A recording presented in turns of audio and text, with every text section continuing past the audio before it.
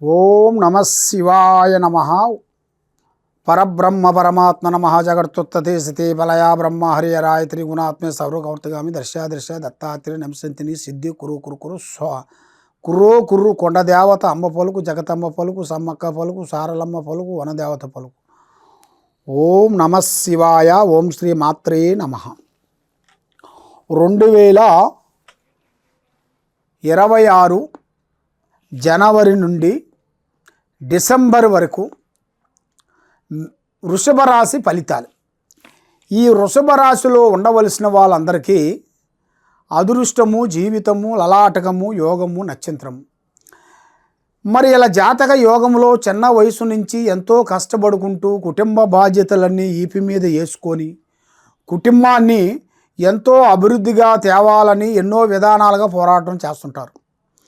కానీ ఎంత పోరాటం చేసినా కూడా 1, 2, 3 సంవత్సరాల నుంచి వీళ్ళకి ఏ కార్యక్రమం అనుకున్నా సక్సెస్ కావట్లేదు.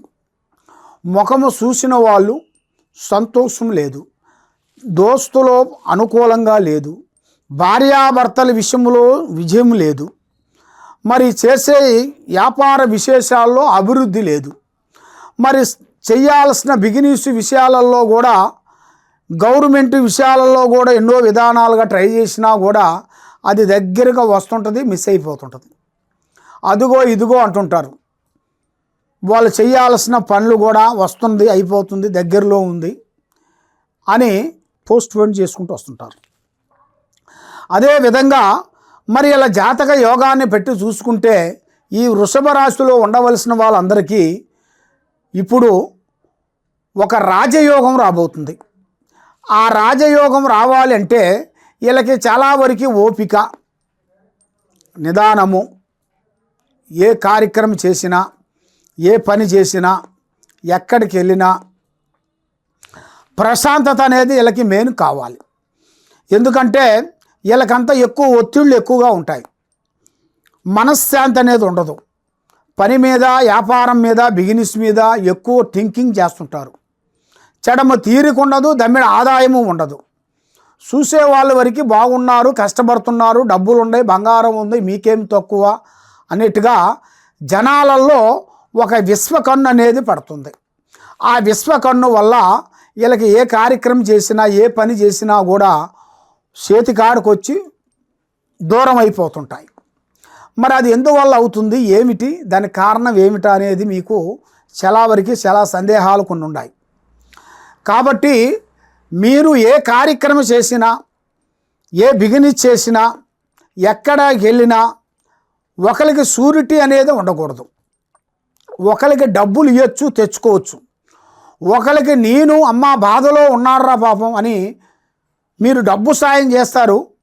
కాబట్టి ఆ డబ్బు సాయం ఏమవుతుందంటే అది వాడు తక్కువ అంచనా వేసి కట్టొచ్చులే, డబ్బులు నిదానంగా కట్టొచ్చులే, మన బంధువే కదా, మన స్నేహితుడే కదా అని వాడు కొంచెం సులకనగా ఆలోచించి దూరం బాకీలన్నీ కట్టుకొని అసలు ముఖ్యమైన వాటికి కట్టాల్సిన టయానికి కట్టుకోకుండా చాలా వాయిదాలు పెడుతుంటాడు. 6 నెలలకు కడతాను, 3 నెలలకు కడతాను, సంవత్సరానికి కడతాను అని ఏదో ఒక విధంగా ఒక మాట చెప్పుకుంటూ అలా నడుచుకుంటూ వస్తుంటాడు. కాబట్టి దగ్గరవాడు, దాపివాడు, స్నేహితుడు, మిత్రుడు ఒక గట్టిగా ఒక మాట అనలేరు కదా. కాబట్టి వాళ్ళు అనలేక, అనలేక, పరిస్థితి ప్రభావాన్ని బట్టి గట్టిగా అడగలేక వాళ్ళు ఎన్నో బాధలు పడుతుంటారు. డబ్బులు ఇచ్చిన వాళ్ళు కదా, మరి డబ్బులు ఇచ్చిన వాళ్ళు ఇచ్చి బాధపడాల్సి వస్తుంది. డబ్బులు తీసుకున్న వాళ్ళు హ్యాపీగా కాళ్ళ మీద కాలేసి కూర్చొని ఆ స్వామి రాగానే ఇస్తాలే, చేస్తాంలే అన్నట్టుగా లేట్ చేస్తుంటారు. మరి ఇలాంటి ఉండవలసిన వాళ్ళకి, ఈ అప్పు బాధలు, అప్పు గొడవలు ఉండవలసిన వాళ్ళకి ఈ రుణాలు అనేది తొందరగా తీరిపోవాలంటే మీరు మీ కులదేవుణ్ణి పూజాబలం చేసుకోవాలి. మరి మీ మీద ఉండాల్సిన గ్రహదోష నిబంధన, మీ ఇంటి మీద, మీ మీద, మీ పిల్లల మీద ఏమేమి నడుస్తుందో, ఏమేమి తిరుగుతుందో, ఏ గ్రహాలు మిమ్మల్ని ఘోషిస్తున్నాయో ఆ గ్రహాల గురించి మీరు దాని గురించి పరిష్కరించి మాలాంటి పండితులు గురువు దగ్గరికి వెళ్ళి గురువు గారిని కలిసి ఇలా ఉందని చెప్పి ఆ విధంగా ఏం చేస్తే బాగుంటుందా అనేది ఆ గురువు గారి దగ్గర మీరు డైరెక్షన్ తీసుకొని ఆ విధంగా మీరు చేసినట్టుకైతే 100% మీకు మంచి ఫలితం వస్తుంది, మంచి రిజల్ట్ వచ్చేస్తుంది. మంచిగా అనుకున్న ప్రయత్నం మీకు 100% విజయవంతమయ్యే మార్గాలు కూడా కనబడుతున్నాయి. కాబట్టి మరి మీరు ఏ కార్యక్రమైనా కానీ ఏ పనైనా కానీ రేపు చేసే పని ఈరోజు ప్రాణం లాంటి స్నేహితుడు కానీ బంధువు కానీ మిత్రుడు కానీ ఎవరికి చెప్పి చేయకూడదు. ఏ పని చేసినా ఆచితూచి అడిగేయండి. మరి వైవాహిక జీవితంలో చూసుకుంటే భార్యాభర్తల మధ్యలో ఒక సంతోషం లేకోకుండా వాళ్ళిద్దరి మధ్యలో నేను గొప్ప అంటే నేను గొప్ప అన్నట్టుగా వాళ్ళిద్దరి మధ్యలో చిన్న చిన్న సమస్య పోయి పెద్ద సమస్య అయిపోతుంటుంది. ఆ సమస్య వల్ల సికాకులు గొడవలు ఇబ్బందులు ఎక్కువైపోయి మరి వాళ్ళిద్దరూ ఇడిపోవాల్సి వస్తుంది. మరి మాత తల్లిదండ్రుల దగ్గరికి వెళ్తుంది, మరి స్వామి ఈ తల్లిదండ్రుల దగ్గరికి వెళ్తాడు. మరి కొన్ని రోజుల పాటు వాళ్ళకి చాలా డిస్కషన్ జరుగుతుంటుంది. కాబట్టి మళ్ళా రమ్మని పిలుస్తుంటాడు. ఎవరో మాత కానీ స్వామి కానీ పిలుస్తుంటారు. భార్యాభర్తల్లో భర్త గారికి ఫోన్ చేసి స్వామి ఏదో జరిగింది, ఏదో అయిపోయింది, ఏదో టెన్షన్లో ఒక మాట వచ్చేసింది, కాబట్టి మమ్మల్ని క్షమించండి స్వామి, నేను వస్తాను స్వామి అని ఒకసారి 2 సార్లు అన్నా కూడా ఆయన రానికోకుండా లేట్ చేస్తుంటాడు. అది వాళ్ళ పక్కన ఉండాల్సిన వాళ్ళ తల్లిదండ్రులు కానీ అన్నదమ్ములు కానీ వాళ్ళ స్నేహితులు కానీ డైరెక్షన్ ఎక్కువ వింటుంటాడు. డైరెక్షన్ విని మనం పోతే సులకం అయిపోతానని ఆయన చాలా డిమాండ్లో ఉంటారు. కాబట్టి ఆయన డిమాండ్లో ఉన్నాడని మరి మీరు కూడా డిమాండ్గా చేస్తే మీ సంసారం అనేది ఇడిపోతుంది. దానివల్ల ఎన్నో సమస్యలు మీకు ఎదురొచ్చే మార్గాలు కూడా చాలా వరకు కనబడుతున్నాయి. కాబట్టి అన్నీ కావాలంటే మనకు దక్కవు.